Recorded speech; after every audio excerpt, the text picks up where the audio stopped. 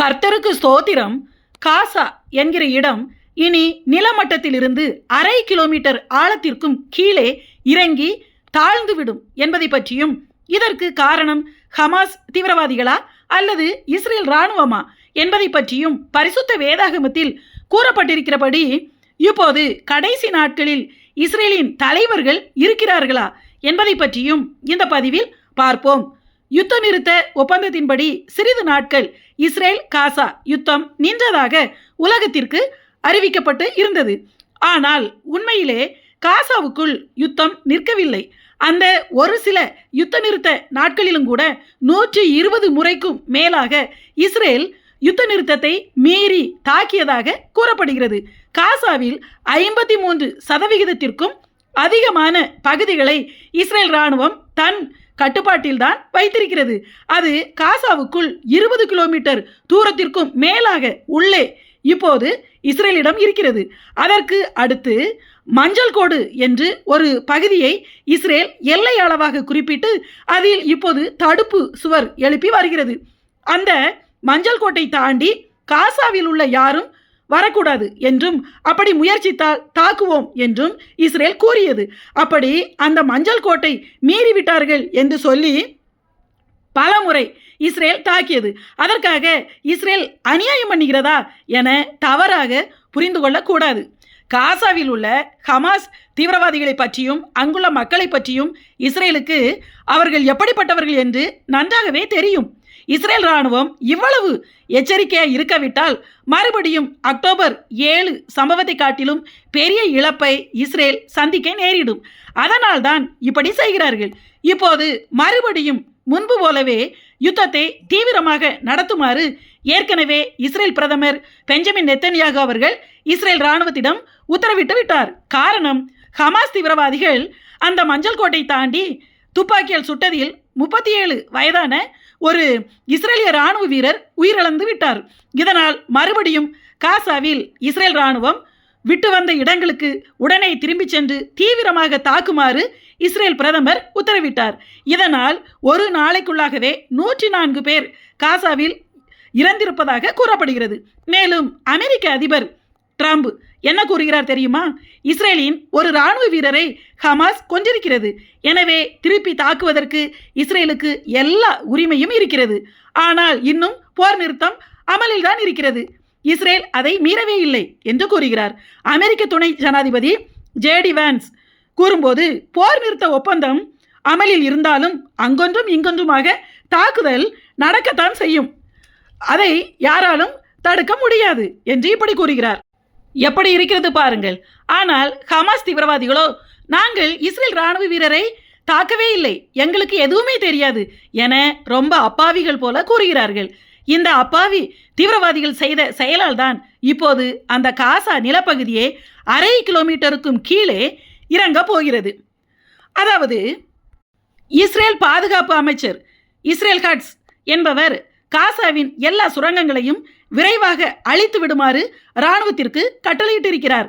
அப்படி காசாவின் எல்லா சுரங்கங்களையும் தகர்க்கும் பட்சத்தில் காசா நிலப்பகுதி முழுவதும் தரையிலிருந்து கீழே 1/2 கிலோமீட்டருக்கும் கீழே இறங்கிவிடும் என்று கூறப்படுகிறது.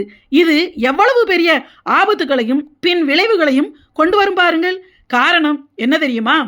காசாவின் நிலப்பகுதியின் எல்லா இடங்களுக்கும் கீழே சுரங்கங்கள் இல்லாத இடமே கிடையாது.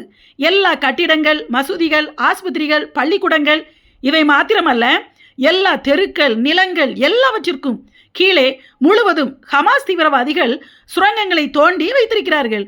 காசா பகுதிக்கு கீழே முழுவதும் சுற்றி சுற்றி வளைத்து வளைத்து 500 கிலோமீட்டருக்கும் அதிகமான நீளத்திற்கு முழுவதும் சுரங்கங்களை தோண்டி இருக்கிறார்கள். காசா 500 கிலோமீட்டர் தூரம் அல்ல.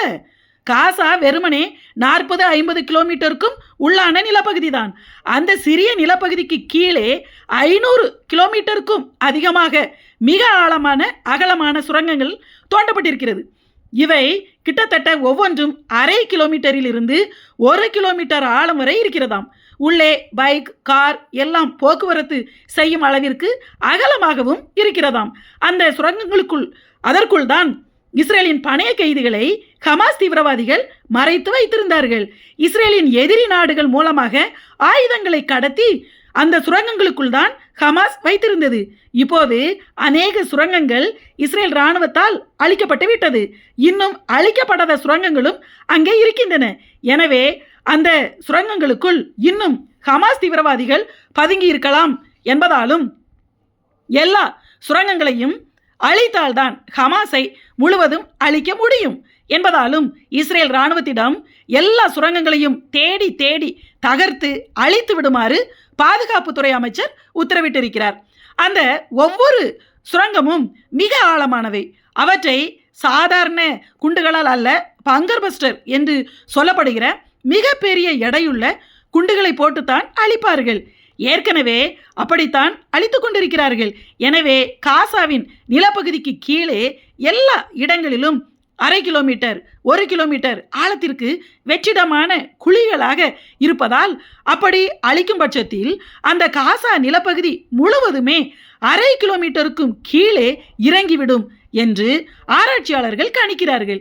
ஏற்கனவே இதுவரை காசா யுத்தத்தில் 900 கார்கோ விமானங்களில் நிரம்பிய குண்டுகள் மற்றும் 150 பெரிய கப்பல்கள் மூலமாக வந்த குண்டுகள், இவ்வளவு குண்டுகளை இஸ்ரேல் காசாவின் மீது போட்டிருப்பதாகவும், இவை மாத்திரமல்ல, எவ்வளவு ஏவுகணைகள், பாஸ்பரஸ் கொத்து குண்டுகள் எல்லாமே போட்டு முழுவதும் காசா மண்மேடாக்கப்பட்டு விட்டது. அணுகுண்டை தவிர இஸ்ரேல் காசா மீது மற்ற எல்லாவற்றையுமே பயன்படுத்தி விட்டது என்றும், அணுகுண்டுக்கு முந்தைய நிலையில் இருக்கக்கூடிய குண்டை கூட காசா மீது இஸ்ரேல் போட்டு காசா முழுவதையுமே அழித்து விட்டது என்றும் குறிப்பிடுகிறார்கள். காசாவில் இஸ்ரேல் போட்டிருக்கிற குண்டுகளை, அந்த ஆயுத கழிவுகளை, வெடிக்காத பாகங்களை காசாவிலிருந்து அகற்ற வேண்டுமானால் அதற்கே 15 வருஷங்களுக்கும் மேலாக ஆகுமாம். அப்படி என்றால் எவ்வளவு ஆயுதங்களை காசா மீது இஸ்ரேல் பயன்படுத்தி இருக்கும் பாருங்கள். காசா முழுவதுமே ஆபத்தான நிலப்பகுதியாக மாறிவிட்டது. எந்த இடத்தில் என்ன குண்டு கிடக்கிறது, புதைந்திருக்கிறது என்று யாருக்கும் தெரியாது. முழுவதும் தூசியும் புகையும் வேதிப்பொருட்களாகிய கெமிக்கல்ஸ் நிரம்பி கிடக்கிறது. விளைநிலங்கள் முழுவதும் குண்டுகள் வீசப்பட்டு கெமிக்கல்ஸ் நிரம்பி இருக்கிறது. எதையும் இனி விதைக்கவும் முடியாது, விதைத்தாலும் எதுவும் முளைக்காது. இந்த வேதிப்பொருட்களினால், அலர்ஜியினால் காசாவில் இப்போது ஏராளமானவர்களுக்கு பயங்கரமான கேன்சர் வியாதிகள் வருவதாக கூறப்படுகிறது. 2 லட்சத்திற்கும் அதிகமானவர்கள் மாற்றுத்திறனாளிகளாக ஆக்கப்பட்டு விட்டார்கள். உண்மையில் லட்சக்கணக்கான பேர் கொல்லப்பட்டிருக்கலாம் என நம்பப்படுகிறது. இதற்கெல்லாம் காரணம் இஸ்ரேல் கிடையவே கிடையாது. அந்த ஜனங்களுடைய மதியினமும் புத்தியினமும் தான் இதற்கு முழுவதும் காரணம். தங்களுக்கு தாங்களே இவ்வளவு பெரிய அழிவை வரவைத்து கொண்டார்கள். அங்கு இப்போது எதுவுமே கிடையாது. உறவுகளை இழந்து, நல்ல ஆடம்பர வாழ்க்கையை இழந்து நடுத்தெருவில் நிற்கிறார்கள் என்று கூட கூற முடியாத அளவிற்கு நிற்பதற்கு தெருக்கள் கூட அங்கே இப்போது சரியாக கிடையாது. காரணம், யூதர்களை அழிக்க வேண்டும் என்கிற தீய நோக்கத்தில் செயல்பட்டதின் விளைவுதான் இந்த நிலைமைக்கு இன்றைக்கு அந்த காசா வந்திருக்கிறது. இஸ்ரேலை தொடுவதற்கு வல்லரசு நாடுகளே பயப்படும். பொருளாதாரத்திலும் டெக்னாலஜியிலும் ஞானத்திலும் உலக அளவில் மிக உயர்ந்த இடத்தில் இஸ்ரேல் இருக்கிறது. வல்லரசு நாடுகள் கூட இஸ்ரேலிடமிருந்து ஆயுதங்களை வாங்கி கொண்டு இஸ்ரேலின் உளவுத்துறையின் உதவியை நாடக்கூடிய அளவில் இஸ்ரேல் இருக்கிறது. அமெரிக்கா என்னதான் சில நேரங்களில் இஸ்ரேலுக்கு உதவி செய்ய மறுப்பது போல் காண்பித்து கொண்டாலும், இஸ்ரேலுக்கு பின்னால் உலகத்தின் மிகப்பெரிய வல்லரசு நாடான அமெரிக்கா இருக்கிறது என்பது உலகமறிந்த உண்மை. இதை யாராலும் மறுக்கவே முடியாது. எல்லாவற்றிற்கும் மேலாக காசா மக்களும் அந்த ஹமாஸ் தீவிரவாதிகளும் தங்கள் சாதாரண அடிப்படை தேவைகளுக்கு கூட இஸ்ரேலை மட்டுமே சார்ந்திருக்கக்கூடிய நிலையில் இருக்கிறார்கள். இப்படி எல்லாம் தெரிந்திருந்தும் இஸ்ரேலை தொட்டதின் விளைவு இப்போது காசாவிற்கு இப்படி ஒரு நிலைமை வந்திருக்கிறது. இதில் இஸ்ரேலை குற்றம் சாட்டுவதற்கு எந்த நியாயமும் கிடையாது. இதில் என்ன நியாயம் இருக்கிறது? இவ்வளவு நடந்த பிறகும் இன்னும் இஸ்ரேல் காசாவை விடுவதாக இல்லை.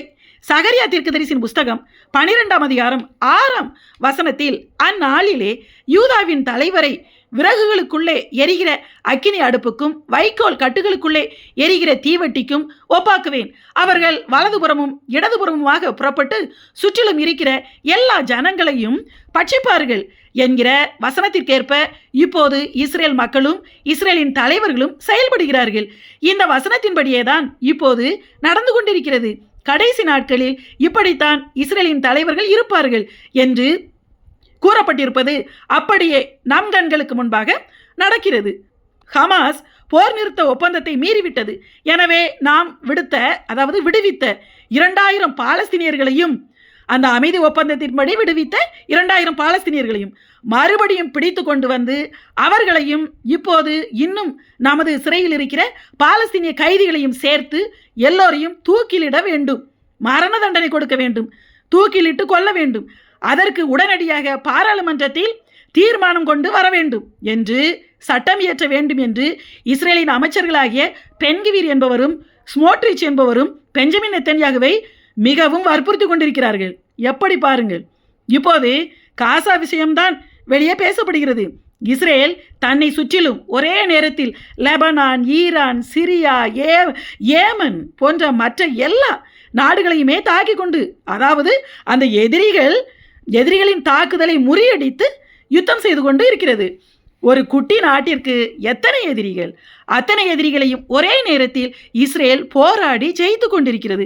இதை பற்றித்தான் இஸ்ரேலின் தலைவர்கள் இடதுபுறமும் வலதுபுறமும் சுற்றிலும் இருக்கிற ஜனங்களை பட்சிப்பார்கள் என்றும், அவர்கள் தாவீதை போல கடைசி நாட்களில் இஸ்ரேலின் தலைவர்களும் யூதர்களும் தாவீதை போல இருப்பார்கள், அவ்வளவு பலசாலிகளாக ஞானமுள்ளவர்களாக இருப்பார்கள் என்றும், இப்படித்தான் கடைசி நாட்களில் நடக்கும் என்றும் சகரியா புஸ்தகத்தில் எழுதப்பட்டுள்ளது.